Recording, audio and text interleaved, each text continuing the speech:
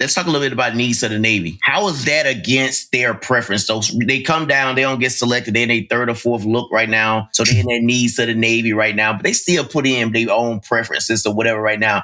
They pretty much kind of like, it's you finna get selected regardless right now, right? Now, and this recently changed, to be honest with you. I think this changed like 3 or 4 cycles ago, where sailors now get their full 3 looks. They can apply in their first and second look, but once you get to your third look, even if you don't apply, you will get selected to a billet. So your needs of the Navy in your third look. Even if sailors don't apply, we first look at their preferences. And this is why we also tell sailors that you need to make sure, especially if you're going into your negotiation window, make sure your preferences and your MNA profile are up to date. Because if at one point you were willing to go to Lemoore, and after you heard about Lemoore, you're not willing to go there anymore, but your preferences still reflect Lemoore, and you choose not to apply to a billet in your third look, and Lemoore happens to be a choice out of all the choices that are up there, we'll select you to Lemoore because that's what your preferences reflect. You know what I'm saying? So make sure that those reflect. But if let's say out of the billets that are open in your third look, none of those preferences match what you really want,